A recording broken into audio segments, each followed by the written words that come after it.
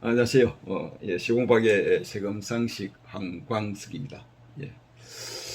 오늘은 국세의 그 부가 제척 기간에 대해서 말씀을 드리도록 하겠습니다. 부가제척 기간은 국세 부가제척 기간은 국세기본법에 규정이 되어 있는데요. 뭐 제26조 2에 규정이 되어 있죠.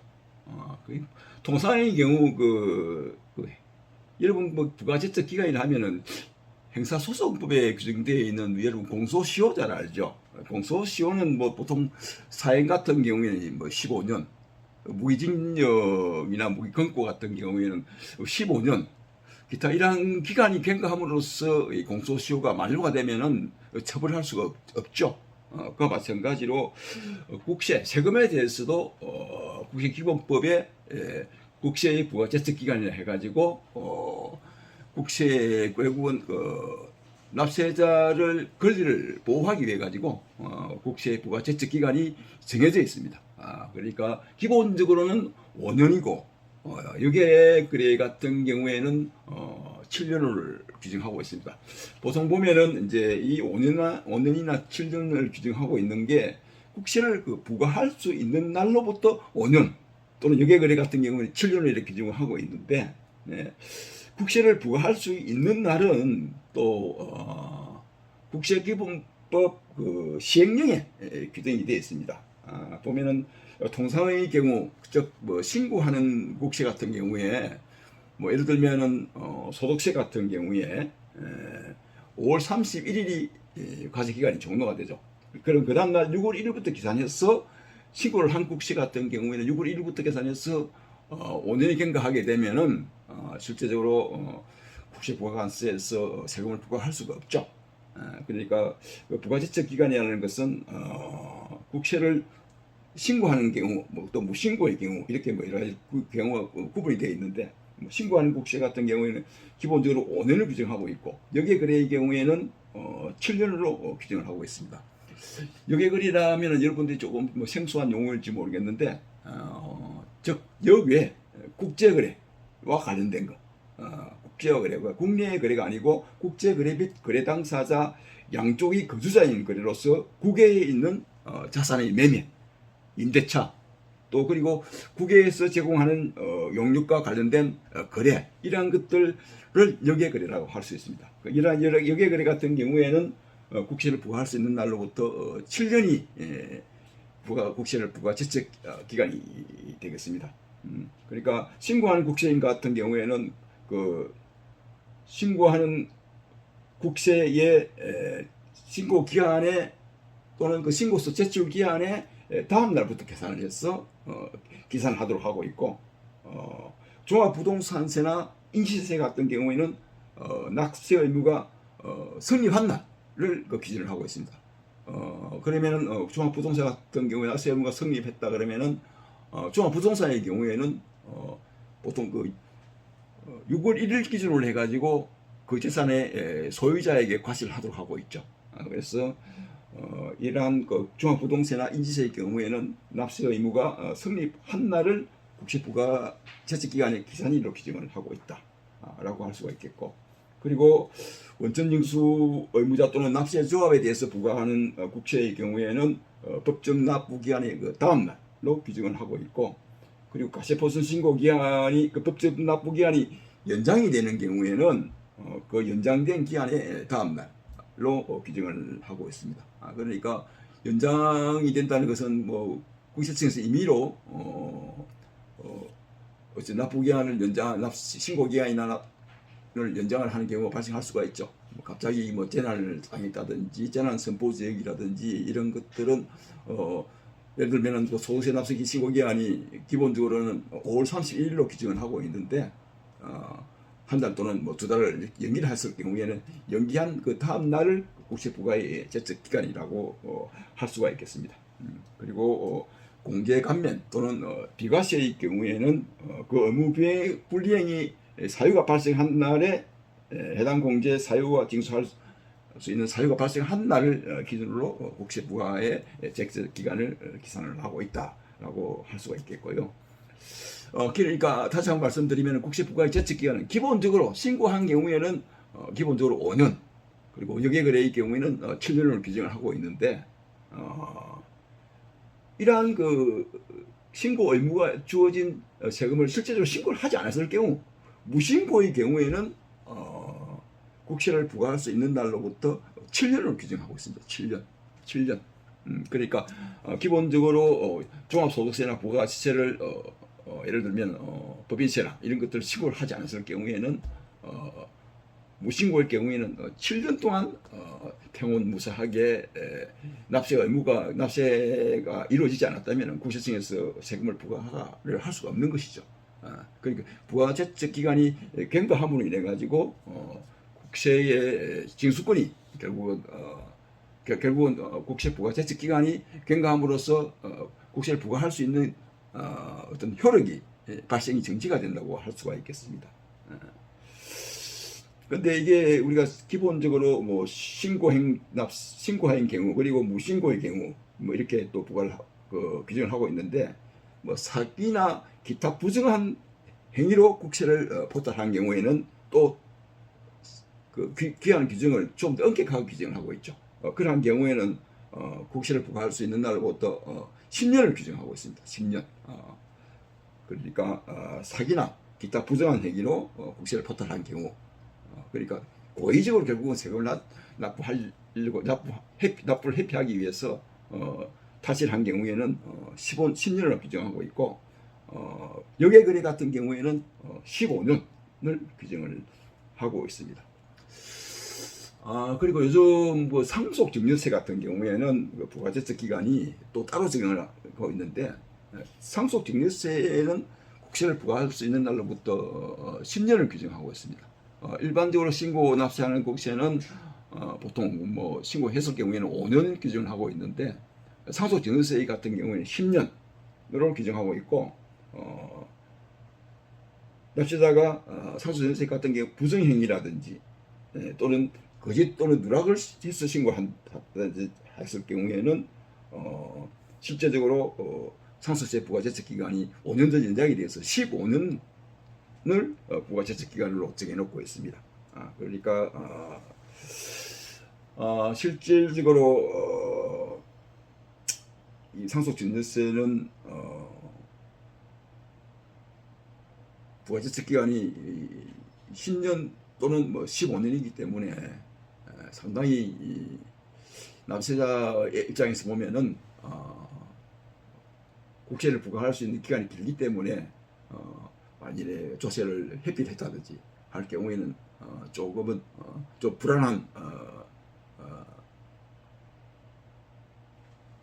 상당히 불안함을 느끼기 때문에 어찌 보면은 잠을 제대로 잘 수 없는 그런 사정이 되지 않을까 하는 생각이 듭니다. 그래서 사실상 그 성실 신고가 아주 중요하죠. 그래서 상속이나 증여가 일어났을 경우에는 정확하게 세금을 산출해서 과세기관에 과세자분께 성실하게 신고하는 것이 최고의 절세의 수단이라고 할 수가 있습니다. 근데 이런 부가제적 기간이 결국은 또 이렇게 세법상 5년 또는 7년 또는 10년 또는 15년 이렇게 규정을 하고 있는데, 또 어떻게 보면은 조세의 어떤 그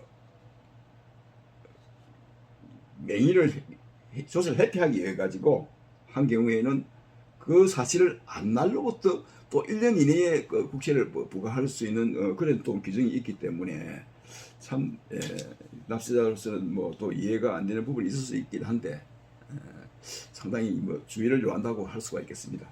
그러니까 그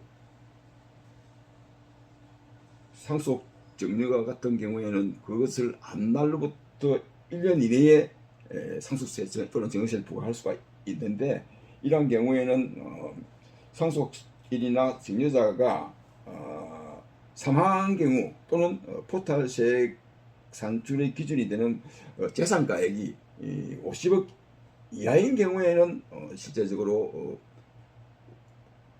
국세를 부과할 수 있는, 즉 국세를 안 날로부터 1년 이내에 부과할 수 있는 기준을 회피할 수가 있는 거죠. 그러니까 실제적으로 상속인이나 수증자, 즉 수증자 재산을 받은 사람이 이 사망에 이르렀을 경우 또는 그 재산가액이 뭐 50억 이하인 경우에는 그 사실 안 날로부터 1년 이내에 부과할 수 있는 규정을 회피할 수 있다고 할 수 있겠습니다. 기본적으로 뭐 상속증여세 같은 경우에는 무신고의 경우에는 실제로 상속 부가제척 기간은 10년이고 그리고 무신고의 경우에는 15년으로 이렇게 규정을 하고 있습니다만은 상속인이나 수증인이 사망이나 또는 사망을 했을 경우 또는 50억 이하의 재산일 경우에는 국세 부가제척 기간이 경과하고 나서 1년 이내에 그 사실을 알았다 하더라도 국세를 부과할 수가 없죠. 그러니까 이러한 것도 여러분들 조금 알아놓으면 상식적으로 우리가 갑자기 그 국세청으로부터 세금의 조사가 나왔다든지 할 경우에 조금은 당황하지 않고 대응할 수 있지 않겠나 하는 생각을 해봅니다.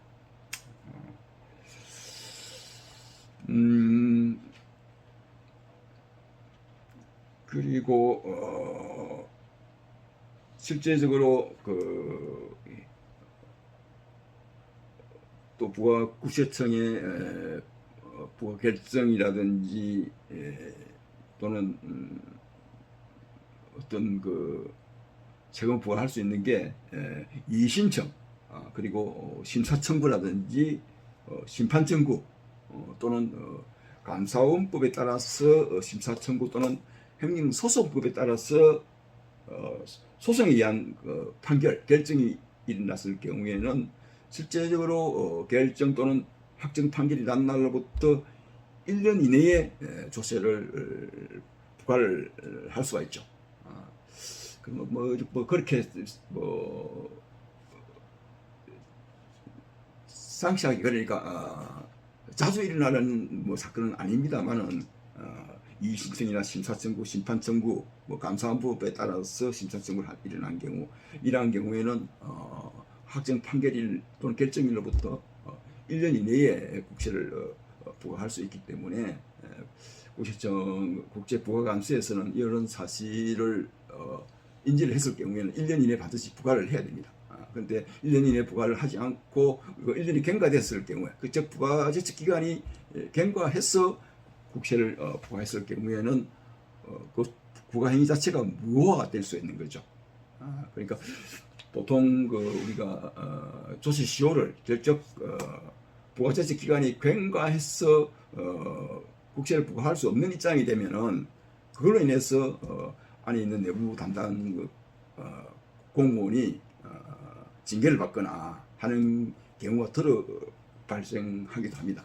그래서 그 내부 담당자 입장에서는 부가제척 기간이 임박해서 과세를 할 경우에는 반드시 부가제척 기간을 잘 준수를 해서 국세 부과를 해야 되고, 만일에 그 부가제척 기간이 경과돼서 국세 부과가 됐다면은 그 자체가 무효이기 때문에 우리가 납세자 입장에서는 세금을 납부할 필요가 없죠.